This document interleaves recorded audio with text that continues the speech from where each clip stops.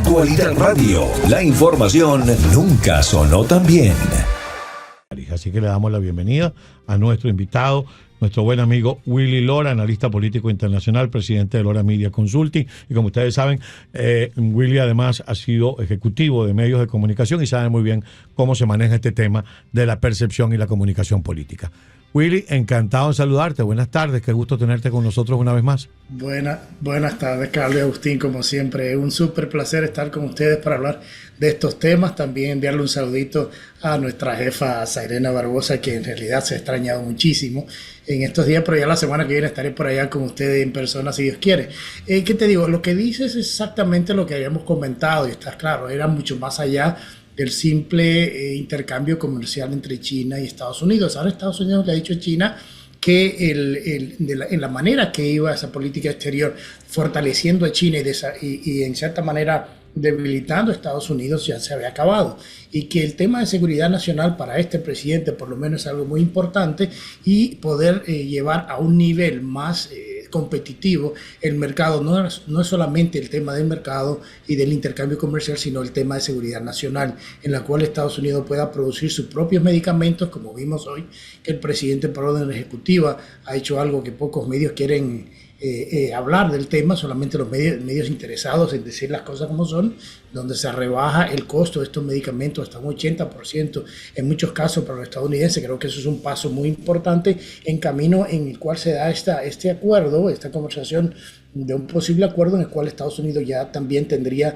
su propia independencia de producir los medicamentos en caso de problemas de pandemias y demás. Estados Unidos no estuviese dependiendo de China, al igual que el aluminio, el hierro y otras cosas. Entonces yo creo que sí iba mucho más allá el tema de estos aranceles, esta guerra de aranceles entre China y Estados Unidos, más allá de solamente el tema comercial, sino también, como te decía, el tema de seguridad nacional. Mira, Willy, una de las cosas que queremos hablar contigo cuando terminemos acá de tratar todo el tema de China es el tema de las medicinas.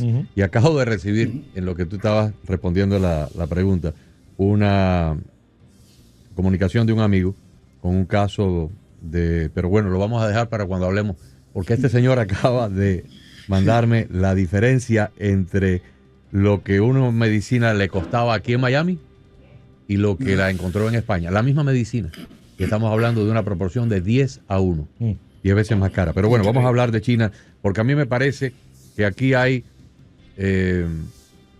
los dominicanos, y Willy es dominicano, al igual que Rosa es dominicana, tienen una palabra que yo nunca había escuchado y tuve que aprender el significado porque Rosa la usó varias veces en mi presencia hasta que yo pude sacar por contexto qué era lo que quería decir. Cuando había como gato encerrado, ellos dicen, esto tiene cocorícamo. Cocorícamo, es decir. Esto tiene cocorícamo. Cocorícamo es que hay más detrás de la fachada que lo que uno está viendo. Y a mí me parece que Trump tenía cocorícamo con este asunto de China, más allá de lograr una equidad pareja, justa, equitativa para los productos de un lado y del otro. Aquí está Taiwán involucrado. Aquí está la hegemonía china en el resto del mundo que se quiere tragar a medio mundo con sus amenazas y su coacción. Y lo que le han dado es un escarmiento y una paliza fuerte porque las empresas chinas prácticamente han dejado de fabricar, han dejado de producir y esto ha creado un estado de sublevación de los trabajadores chinos que se lanzaron a las calles por millones. Sí, y también que esto también le pone mucha presión a países de, como te digo, la Unión Europea, que dependen mucho de China para muchas cosas, al igual que Rusia. Entonces yo creo que él la supo jugar en cómo poner a China en contra de la pared y sentarlo en una mesa de negociación y bajar los aranceles, como hemos visto que por los próximos 90 días China lo va a bajar solamente a un 10% en comparación al 125% que lo tenía. Y esto le pone mucha presión a los países europeos y a otros que están en medio de negociaciones con Estados Unidos. Y ese es el mensaje de decirle, si con China nosotros pudimos lograr eso, cómo no vamos a poder lograr lo que queremos con los países de Europa y mismo India, que falta que se haga el anuncio de ese acuerdo comercial, que ya el vicepresidente J.D. Vance comenzó esa negociación, comenzaron esas conversaciones y se hará ese anuncio. Todos van a negociar, porque recuerden lo que hemos hablado en este programa, que muchos o la gran mayoría de estos países necesitan el mercado de los Estados Unidos para la venta de sus productos y poder de esa manera solidificar sus economías. Entonces creo que el presidente Trump la supo jugar muy bien, le puso mucha presión a todos los países y estamos viendo los resultados. Y hemos visto los mercados cómo reaccionaron hoy día a la noticia de esa pausa, de esta guerra comercial y a un gran posible acuerdo de intercambio comercial, como dijo el presidente esta mañana, de que él no tenía duda de que iba a haber un acuerdo.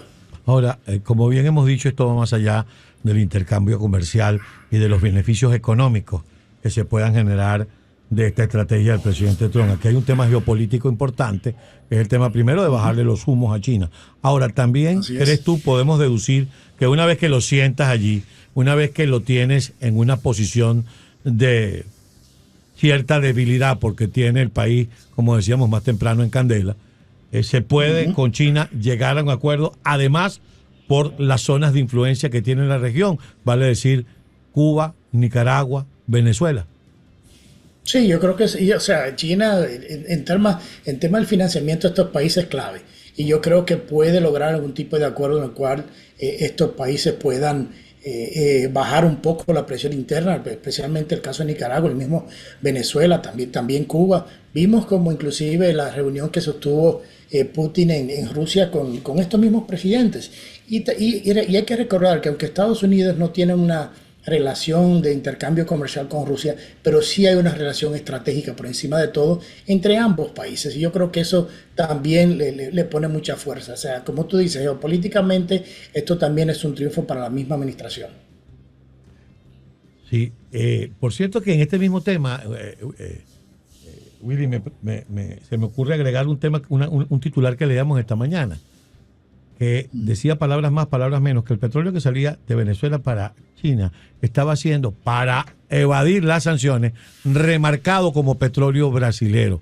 Esto obviamente va a generar una reacción de Brasil, porque las sanciones que se han impuesto, dice, todo aquel que le compre petróleo a Venezuela y haga negocio con Venezuela, tiene un 25% más de aranceles. China va a decir... Sí. China lo hace remarcándolo a nombre de Brasil. Alguien tiene que pagar esos aranceles. Es decir, China sigue estando entre fuerte y dulce como el guarapo. Claro, y es algo, y recuerden que quién facilita en cierta manera la salida de los 5 rehenes que estaban en la embajada argentina, entre comillas, Brasil, en Caracas. Lo hace Brasil. Brasil necesita tener una buena relación con los Estados Unidos, aunque trate de hacer cosas para China y demás, pero le conviene, por el tema económico y el tema geopolítico, también tener muy buena relación con Estados Unidos. Entonces ahí tú entiendes cuál es el peso que tiene Estados Unidos, no solamente en el tema económico, sino en el tema geopolítico. Y yo creo que es importante entender eso, que sí, o sea, China le puede estar comprando petróleo de una manera engañosa y los brasileños darse cuenta y decir, bueno, vamos a tratar de ayudar a Estados Unidos para que no nos caiga ese peso económico encima, y vamos a tratar de ayudarlo con el tema de no de la negociación, sino de la salida de estos rehenes que estaban en la embajada de Argentina en Caracas. Ahora, yo estoy seguro que todos los que están escuchando, la mayoría, saben de lo que voy a hablar. Los que hemos ido a los parques de atracciones de Universal Studios, donde se filman las películas, cogemos un tour y nos llevan a la parte donde filman las películas y vemos unas mansiones, unas casas espectaculares, y luego el camioncito da la vuelta y entonces lo que vemos que es la fachada nada más. Es un pedazo de madera con ventanas y unas puertas coloniales, una cosa preciosa, pero es la madera nada más. Detrás no hay nada, lo que hay es un hueco. Esta situación de las tarifas arancelarias, a mí por lo menos me ha dado una muestra de que China no es ese gigante, ese imperio maravilloso, formidable, poderosísimo económicamente. Cuando han pasado 3 o 4 semanas y no podían vender sus productos en el mercado mundial, en este caso a su mayor cliente, han caído de rodillas. En 30 días, Trump los ha puesto a beber en su mano. Fachada nada más. Sí. Y lo habíamos hablado antes en este programa, de que el mercado, el gran porcentaje de la producción china es en el mercado de Estados Unidos. y Estados Unidos también controla otros mercados fuera de Estados Unidos. Entonces para China, como tú dices, en 30 días se le colapsó la economía interna, llegaron las protestas, los despidos y todo lo demás, o sea, se le estaba formando un gran caos, un gran pedo, como decimos, en ciertos sitios, o sea, se le formó un gran problema. O sea, la apariencia pública de aquel gran monstruo, obviamente la publicidad que se le hace y los desfiles militares y eso, pero también hay que entender, y esto es muy cierto, que la deuda externa de los Estados Unidos en su mayor parte se le debe a Japón y también a China, pero ambos, tanto China como Estados Unidos, tienen intereses comunes muy grandes, además de la estabilidad en el Pacífico a nivel militar, pero también con el tema económico, teniendo China esos bonos de Estados Unidos y Estados Unidos teniendo el mercado más grande para todos los productos que hace China. Entonces es un matrimonio medio obligado, pero obviamente Estados Unidos lleva la vara en este caso por tener el mercado y el poder de compra más grande del mundo. ¿Tú crees que hayan aprendido algún tipo de lección? ¿Tú crees que al final logre Trump bajarle las ínfulas a Xi Jinping, sobre todo en su intento de dominar el mundo?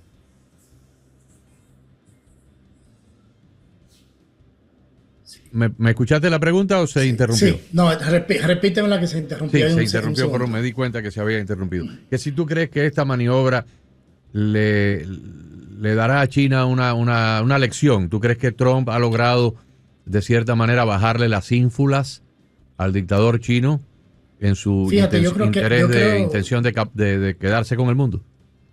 Sí, yo creo que en este momento sí, y por lo menos los próximos 2 años o 3 años que Trump esté en la presidencia. Todo cambiaría si llega un presidente nuevo que le dé otras concesiones a China ya después de la salida del presidente Trump. Ahora mismo, con las políticas que hemos visto del Partido Demócrata, no lo veo que vaya a ser muy factible ni para dónde va este partido.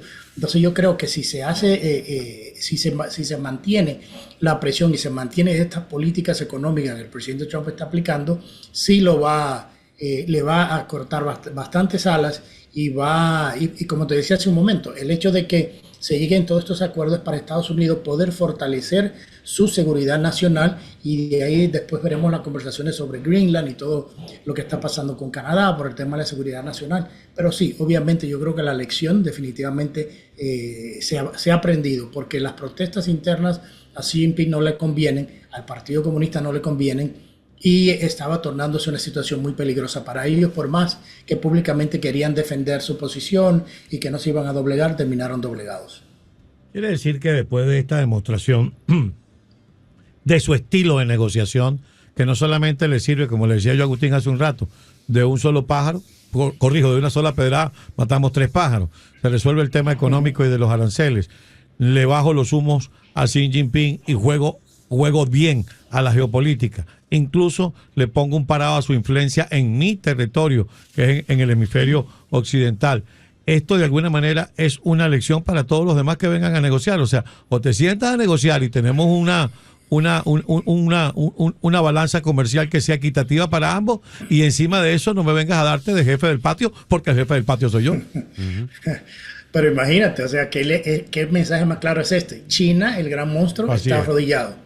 Entonces, los otros chiquitos, por eso te decía que esto ahora va a empujar a que la comunidad europea, que ya se sentaron a conversar, terminen en una negociación. Esto significa que posiblemente en este viaje para el Medio Oriente el presidente Trump pueda hacer una parada en Italia, como le invitó la primer ministra Meloni, aproveche el momento para saludar al Papa y hacer presión a los países europeos de que tienen que llegar a un acuerdo. Entonces, y todavía mucho más presión si en este viaje, como dijo él esta mañana, se le dice que llegue a Turquía a sentarse con Zelensky y con Putin a hablar sobre el tema del cese al fuego. O sea, él está jugando geopolíticamente una carta muy fuerte, muy sólida, pero agarró al toro por los cuernos, que fue China, y dijo: el primero que voy a sentar de una manera fuerte es a China. Y como vieron, el único que le hizo guerra comercial fue China, porque quería salvar cara públicamente de las acciones que estaba tomando, pero terminó doblegado. Entonces el mensaje es muy claro para los otros países: yo tengo el poder de compra, yo tengo el mercado, vamos a negociar un modelo de intercambio comercial que sea más beneficioso para los países del mundo y para los Estados Unidos. Hablemos un poco, por cierto, mencionaste lo del Papa. Mi esposa me acaba de mandar ahora una noticia que dice que Radio Vaticana está dando de último minuto que el Papa ha llamado por teléfono a Zelensky. Parece que el Papa se va a involucrar en las negociaciones de paz, o por lo menos tratar de utilizar sus buenos oficios, los buenos oficios del Vaticano, para que Ucrania y Rusia se sienten a negociar y busque la paz. La cita es dentro de... Eso sería muy positivo, porque o sea, un papa nuevo, teniendo a Trump por allá por esos lados, una reunión el jueves en Turquía, puede que se den cosas muy interesantes el jueves. Sí, eso es lo que te iba a decir. Faltan solo 3 días para la reunión en Turquía. ¿Cuándo es que es la entronización del Papa? Eso el 18. El 18. El 18. 18 de mayo. Probablemente entonces a lo mejor el presidente Trump asista, ¿no? Exacto. No está confirmado. No por lo ha eso dicho te digo Sonego. que lo que escucho yo en el chat privado es que existe una posibilidad de que pare ahí en Italia, por 2 razones. Bueno, por lo del Papa, obviamente, el 18, pero también por la invitación previa que le había hecho la primer ministra italiana, Giorgia Meloni, de ir a Italia, de ir a Roma y sentarse a conversar. Creo que no perdería nada, creo que ganaría muchísimo el presidente Trump y dejaría políticamente que los demócratas siguieran matándose aquí internamente, peleándose entre ellos, yendo a hacer protestas frente a centros de detención, abogando por delincuentes y criminales, o sea que darle espacio que ellos sigan en cierta manera autodestruyéndose mientras él está logrando cosas en Europa y en el Medio Oriente. Sí. Hablemos de las medicinas. De las medicinas. Mira, mucha gente está escribiendo, Agustín, cuando estábamos hablando del tema de las medicinas, mucha gente escribió algunos ejemplos.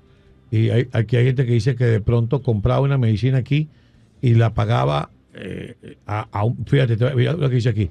Hola, equipo Acosta. A mí me pasó con la insulina de mi esposo en Colombia.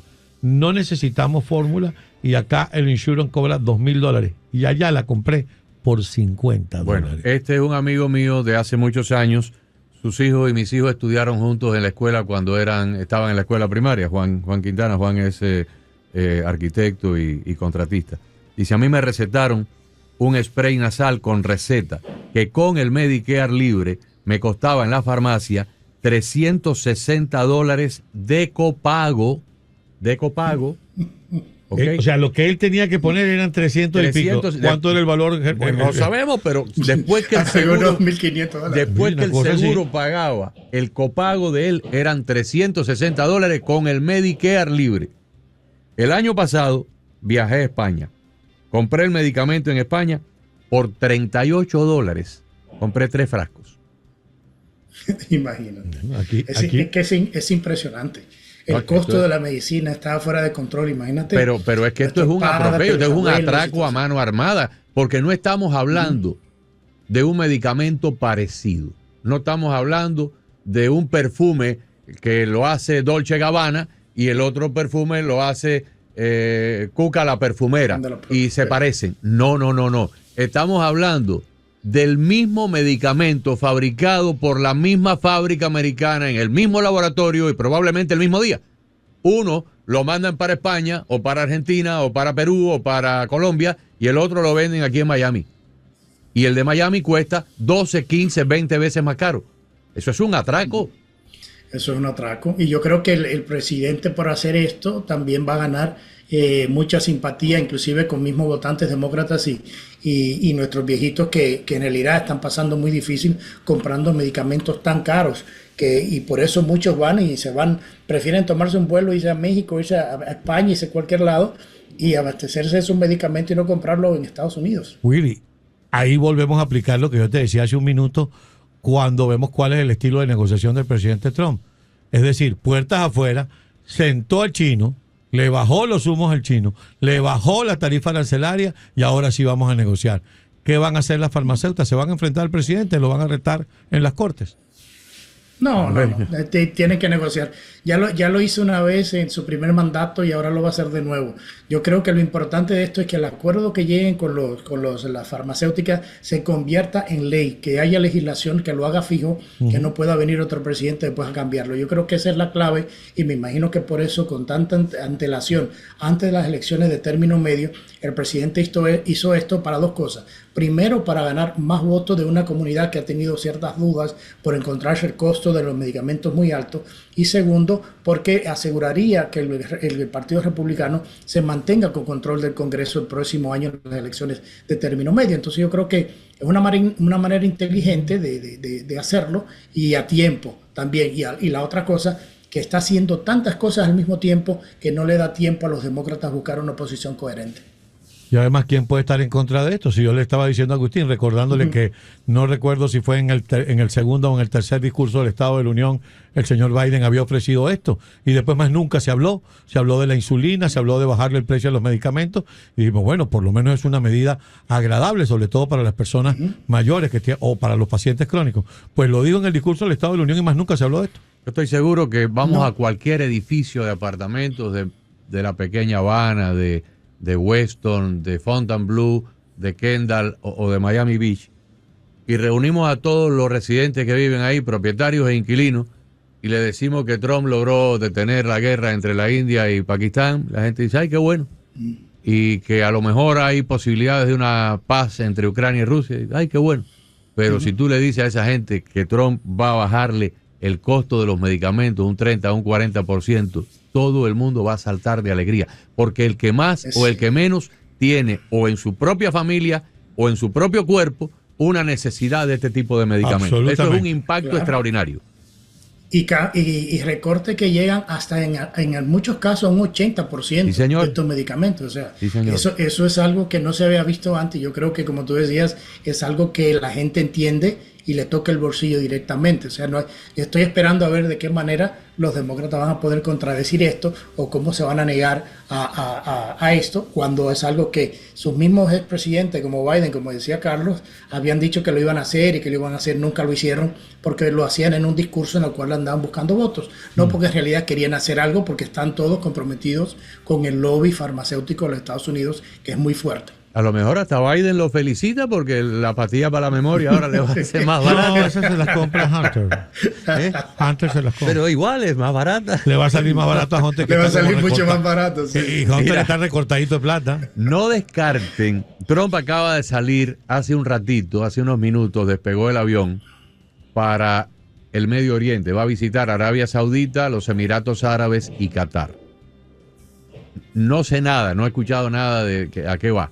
No descarten que vaya a anunciar desde allá algo importante que tenga que ver con Israel. Recuerden que quedaron algunos países quedaron todavía pendientes de firmar los acuerdos Abraham. Cuando estaban a punto de firmarse el acuerdo Abraham entre Arabia Saudita e Israel, los palestinos invadieron la franja de Gaza y se vino abajo todo. Pero no descarten que en algún momento en este viaje desde allá haga algún anuncio trascendental que tenga que ver con lo que es la paz allí en el Medio Oriente. Y yo creo que hay que ver que saliendo el presidente Trump en el aire ya volando, aterrizaba el helicóptero en Israel con el último rehén estadounidense liberado por Hamas. Y hay una fotografía muy icónica donde él está dentro del helicóptero, la única fotografía dentro del helicóptero, con un cartel bien grande donde dice gracias al presidente Trump.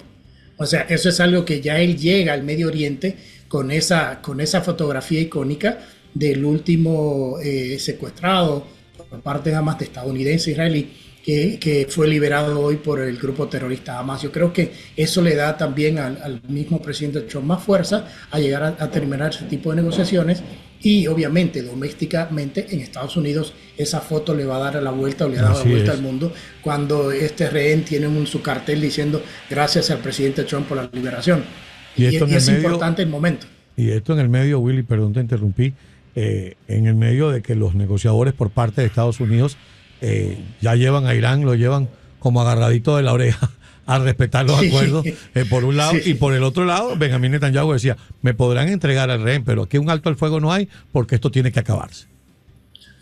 Sí, yo creo que también el hecho de que los iraníes hayan dicho que sí a una cuarta reunión, tienen que hacerlo. O sea, económicamente Trump en su primer término lo tenía casi en la bancarrota, tenía en el país exactamente asfixiado económicamente, y no quieren volver a eso. Tomaron un respiro porque el expresidente Biden le liberó miles de millones de dólares al régimen iraní, y obviamente siguieron con lo que siempre hacen, Y yo creo que en esta vuelta, como dicen, en este segundo término de Trump, entienden de que el hombre no está jugando, no vino a jugar y está trabajando por su legado, ni siquiera por su estatus político, sino más por su legado. Sabe que es su último término como presidente y quiere dejar muchas cosas claras. Y una de ellas es que Irán no tenga una bomba nuclear, como ha dicho, y va a aplicar todas las sanciones económicas que pueda para llegar a ese punto.